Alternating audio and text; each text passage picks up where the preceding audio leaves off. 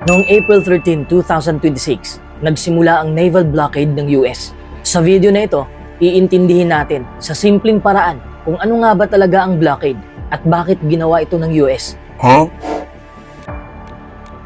Sa pinakasimpleng paliwanag, ang blockade ay isang paraan ng pagharang. Ito ay isang strategic move kung saan kinukontrol ng US ang daloy ng mga barko papasok at palabas ng Iran. Imaginein mo na lang na ang Iran ay parang isang malaking isla na umaasa sa pagpasok at paglabas ng resources. Kapag may blockade, para kang nagsara ng lahat ng gates nito. Walang madaling makapasok at mas lalong mahirap lumabas. Parang may tindahan ka, tapos biglang may humarang sa lahat ng delivery at customer mo. Kahit hindi ka binomba, malulugi ka pa rin. Pero ang mas malalim na ibig sabihin nito ay economic pressure, psychological pressure, at political pressure. Ito ang ginamit ng US ngayon bilang sandata. Kumbaga, unti-unting sinasakal ng US ang Iran. Kapag kasi hindi makalabas ang mga produkto ng Iran, lalo na ang langis na isa sa pinakamalaki nilang pinagkukunan ng kita, parang pinutulan na rin sila ng US ng lifeline. Walang pumapasok na pera. Nahihirapan ang gobyerno na punduhan ng military, pati na ang pang-araw-araw na pangangailangan ng bansa. At kapag nagsimula ng maramdaman ng mga ordinaryong tao ang epekto nito, doon pumapasok ang internal pressure. The people themselves start to feel the squeeze. Ang tunay na target ng blockade na ito ay ang desisyon ng gobyerno. Gusto ng US na pilitin ng Iran na magbago ng kilos without launching a full-scale war. Kung iisipin mo, ang blockade ay inilalagay ka sa posisyon na wala kang magandang galaw. Every move you make becomes limited. Every decision becomes harder. At ang pinakadelikado rito, pwede itong mag-trigger ng mas malaking conflict. Dahil kapag nasakal ng sobra ang isang bansa, may tendency silang lumaban para sa survival. Pero ang tanong, Iran lang ba ang maipit dito? Alam na natin na ang Iran ang pinakadirektang tinatamaan dahil sila ang target ng blockade. Hindi na sila makapag-export ng langis. Nawawalan sila ng kita araw-araw. Pero kung titignan mo ng mas malalim, ang sitwasyon ng China dito ay mabigat ang tama. Hindi sila binabanatan ng direkta, pero ramdam nila bawat galaw ng blockade. Apektado ang China dahil matagal nang nakaasa ang China sa oil ng Iran. Malaking bahagi ng kanilang energy needs ay galing sa Iran. At ang dahilan kung bakit gusto ng China ang Iranian oil? Dahil mas mura ito, mas flexible ang terms. At minsan kahit may sanctions, nakakahanap sila ng paraan para tuloy-tuloy ang daloy. It's a strategic partnership. Wow! Pero ngayon, pumasok ang US blockade. That's where the pressure starts. Imagine mo ito, ang China ay merong napakalaking makina na kailangan ng tuloy-tuloy na fuel. Kapag biglang nahinto o nabawasan ang supply mula sa Iran, mapipilitan silang humanap ng ibang source tulad ng Saudi o Russia. Pero ito ang problema. Those alternatives are more expensive at hindi ganun kadaling palitan agad ang supply chain. So ang nangyayari, napipilitan silang gumastos ng mas mahal. At kung pag-uusapan natin ng economics, that's dangerous. Higher oil cost means higher production cost. Higher production cost means higher price ng mga produkto. And when that happens, ramdam yan sa buong mundo. Because China is the factory of the world. Kapag tumaas ang gastos nila, tataas din ang presyo ng electronics, mga damit, appliances, lahat ng inaangkat ng ibang bansa, tataas. So kahit hindi tayo taga-China, kahit hindi tayo Iranian, mararamdaman pa rin natin ang ripple effect. Pero hindi lang economics ang usapan dito. This is also about power and control. Hindi gusto ng China na parang kinukontrol ng US ang galaw nila. Every tanker na hinaharang, every route na minomonitor, that's unacceptable. Kaya ang ulat, sabi ng China na mapanganib ang blockade at irresponsable ang US. That's the real situation of China here. Hindi sila ang direktang tinarget, pero hindi rin sila ligtas. They're stuck in a position where every move costs them money, influence, or stability. And that's exactly what makes this blockade so powerful. Wow! Ngayon, pag-usapan natin ang Russia. Sa unang tingin, mukhang may advantage ang Russia. Di ba? Dahil kapag may blockade sa Iran, nababawasan ang supply ng oil sa global market. At kapag kumonte ang supply, tumataas ang presyo. That's basic economics. Less supply, higher price. At dito pumapasok ang Russia. Isa sila sa pinakamalalaking oil exporter sa mundo. So kapag tumaas ang presyo ng langis, kahit hindi sila gumagalaw, kumikita sila. It's like watching your competitor get shut down. tapos biglang dumami ang customers mo without doing anything. Wow. Pero dito na nagiging komplikado ang kwento. Hindi pwedeng maging sobrang kampante ang Russia dahil ang blockade na yan ay hindi lang economic move, it's also a show of power. Kapag makita ng mundo na kayang kontrolin ng US ang daloy ng langis sa isang strategic area, kaya rin ng US i-disrupt ang global trade anytime.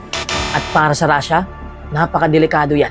Kasi kung kayang gawin ng US ito sa Iran, theoretically, kaya rin nilang gawin sa iba, kasama na ang Russia kung lalala ang tensyon. Oh no. Hindi lang basta oil ang pinag-uusapan, kundi alliances.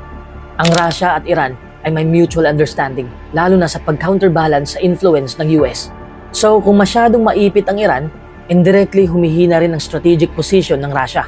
Parang nawalan ka ng kakampi. At huwag din nating kalimutan ang risk sa actual movement ng mga barko. Kapag may blockade, tumataas ang tensyon sa dagat. May chance ng interception, harassment, o kahit accidental confrontation. Kung may Russian-linked ships na madadamay o ma-inspect, pwedeng lumaki ang issue. One small incident can escalate fast. And that's where things get unpredictable. So habang kumikita ang Russia sa taas ng oil prices, nakataya naman ang stability at control. Kasi kapag sumobra ang gulo sa global market, pwedeng bumagal ang demand. Pwedeng magpanic ang investors at maapektuhan din ang long-term income nila. In short, Russia is playing a very delicate game. Oh no. Pero ang hindi napapansin ng marami, pwedeng bumalik o mag-backfire ang epekto nito sa US. Huh? Kasi ang blockade ay hindi one-way pressure, kundi double-edged weapon sa global system. Kapag nagkaroon ng blockade, ang unang naiisip ng marami, nahihirapan na ang Iran ngayon. Pero sa reality ng modern global economy, walang bansa ang totally isolated. Lahat interconnected, especially pagdating sa oil, shipping routes, at trade networks. Kaya kapag naistorbo ang supply ng isang major player tulad ng Iran, hindi lang sila ang tatamaan, kundi pati buong market. Oh no. Ang isa sa pinakadirektang epekto nito ay sa presyo ng langis. At kapag tumataas ang oil prices, ramdam yan ng US mismo. Mula sa transportation costs, manufacturing, hanggang sa presyo ng everyday goods. Biglang mas mahal ang gasolina sa pump, mas mahal ang shipping, mas mahal ang production cost ng lahat ng produkto. Ang common misconception kasi, may sariling oil ang US, so immune sila sa oil price shock. Pero sa reality, hindi ganun ang galaw ng global oil system. Oo, malaki ang oil production ng US, pero ang oil market ay global pricing system. Uulitin ko, global pricing system. Ibig sabihin, hindi kanya-kanyang presyo ang langis. Halos iisa ang benchmark price sa buong mundo. Kaya kahit domestic producer ang US, naka-attach pa rin sila sa global supply and demand. Oh no. Kapag may blockade o tensyon sa isang major region tulad ng Middle East, ang unang nangyayari ay nagkakaroon ng takot sa supply disruption. Oh no. Hindi pa nawawala ang supply, nagre-react na agad ang market. Ang investors, traders, at oil companies, nag-a-adjust agad ng expectations. At dito pumapasok ang price increase.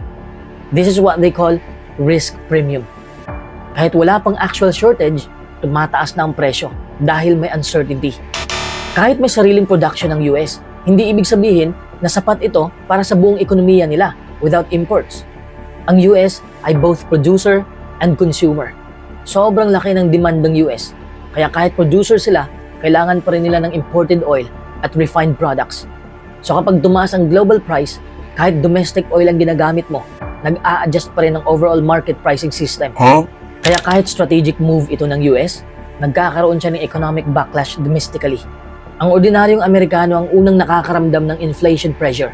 That's why every major blockade or sanction strategy always comes with internal debate sa US kasi may political cost din ito sa loob ng bansa. So habang pinipilit ng US i-pressure ang Iran, may parallel pressure din sa global economy na bumabalik sa kanila indirectly. At isa pa, hindi lahat ng allies ng US automatic na sasabay sa blockade. Kung may mga bansa na hindi fully aligned o may sariling energy interests, pwede silang maghanap ng alternative trade routes or even strengthen ties with the targeted country. That weakens the effectiveness of the blockade and can create tension within alliances. Kaya pwedeng ma-achieve ng US ang short-term strategic pressure. Pero at the same time, pwede rin silang makaranas ng ripple effects na bumabalik sa sarili nilang ekonomiya and political landscape. In short, it's a game of pressure and reaction, not domination without cost. Alam ng US ito na pwedeng mag-backfire ang blockade, pero ginagawa pa rin nila dahil sa pananaw nila mas masama ang alternatibo kaysa sa risk. Then there's the reality of domestic politics. Sa loob ng US, leaders are also pressured to do something kapag may crisis. Kapag walang aksyon, pwedeng makriticize sila na weak or indecisive. So sometimes, actions like blockade are also political signaling to their own public, showing that they are taking firm steps, even if imperfect. Another important point is expectation of manageability. Hindi naman ina-assume ng US na perfect ang outcome. They're betting that the economic shock can be managed through oil reserves, alliances, and market adjustments. Pero tandaan natin mga kaibigan na hindi ito garantiya na makakapagpasuko sa Iran. Iran, historically, doesn't respond by simply giving up. Kapag sinasakal sila economically, gumagawa rin sila ng paraan para iparamdam sa US na may kapalit ang blockade. Kapag hindi umatras ang Iran, bawat hakbang ng US para mag-pressure ay nagiging dahilan para mas lumala ang response ng Iran. So imbis na final solution, nagiging cycle of escalation and counter-escalation pa ito. Kung gusto mong mas maintindihan pa mga ganitong global moves, yung mga hindi agad nakikita sa headlines pero may malalim na epekto sa ekonomiya at kapangyarihan, mag-subscribe ka sa YouTube channel natin. At i-follow mo na rin ang Facebook page natin para sa mas malinaw at diretsong analysis ng mga nangyayari sa mundo. I-like mo na rin ang video na ito at i-share kung sa tingin mo dapat mas maraming tao nakakaalam ng ganitong mga issue. Dahil sa dulo, ang impormasyon ang pinaka-importanting sandata sa modernong mundo.